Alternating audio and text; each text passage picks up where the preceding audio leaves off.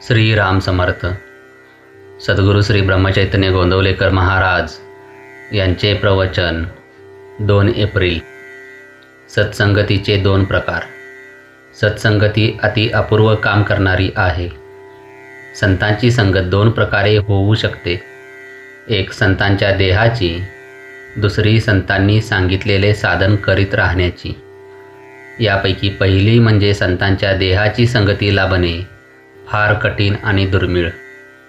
कारण संत जरी खरा असला तरी त्याला ओळखणे कठीण असते आणि पुष्कळदा त्याच्या बाह्य वागणुकीवरून मनात विकल्प येण्याचा संभव असतो. आणि एखाद्या भोंदूशीच गाठ पडली तर त्याच्या संगतीपासून नुकसान हे ठरलेलेच. म्हणून पहिला म्हणजे संतांच्या देहाच्या संगतीचा मार्ग हा पुष्कळदा धोक्याचा ठरण्याचा संभव असतो. दुसऱ्या मार्गाने जाण्यात म्हणजे त्याने सांगितलेले साधन करण्यात बिलकुल धोका नसतो. कारण खरा संत काय किंवा भोंदू साधू काय, कोणीही झाला तरी तो दुसऱ्याला सांगताना खरे आणि बरोबर असेल तेच सांगेल. तो भोंदू असला तरी आपला भोंदूपणा लपविण्याकरिता जे बरोबर असेल तेच सांगणे त्याला जरूर असते. साधकाने शुद्ध भावनेने ते साधन केले की सत्संगतीचा फायदा मिळून त्याचे काम होते. खऱ्या संतांच्या देहाच्या संगतीचा लाभ जर दैववशात प्राप्त झाला तर मात्र काम बेमालूम होते.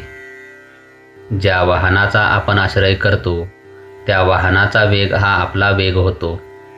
फक्त त्या वाहनात निश्चल बसून राहणे एवढेच आपले काम असते. तसे आपण खऱ्या संताजवळ नुसते पडून राहावे. संतांच्या संगतीत आपली कृती अशी काहीच नसते, नुसते अस्तित्व असते. त्यामुळे अहंकाराला वाव न राहून वासनेचा क्षय व्हायला फार मदत होते. तुकाराम महाराजांनी देवाजवळ धनसंपदा मागितली नाही, मुक्ती देखील नको असे म्हटले, फक्त संत संगती दे असे म्हटले. संतसंगाने नाम घेण्याची बुद्धी येते. बुद्धीची स्थिरता ठेवणे हे फक्त नामानेच साधेल. नाम जरूर तेवढे ठेवते आणि बाकीचे नष्ट करून टाकते. पण अनन्य भावाने नाम घ्यावे. नाम घेता घेता बुद्धीला स्थिरता येते आणि मग मनात विकल्प न येता संतांच्या देहाच्या संगतीचा खरा फायदा घेता येतो. सत्संगतीत कष्टाशिवाय ईश्वर प्राप्ती होते. संत संगतीत साधने आपोआप होत असतात.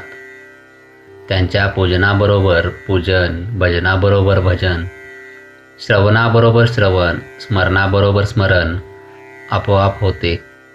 सत्संगतीत स्वतःची विस्मृती होते आणि नामस्मरण घडते. म्हणून प्रयत्नाने संत संगती करावी. तिथे प्रारब्ध आणू नये. सत्संगतीत राहून नाम घेतले तर देह बुद्धीच्या कोंडीतून बाहेर पडता येते. जय जय रघुवीर समर्थ. आजचे बोधवाक्य. संतांना जे आवडते ते आपल्याला आवडणे म्हणजे त्यांचा समागम करणे होय.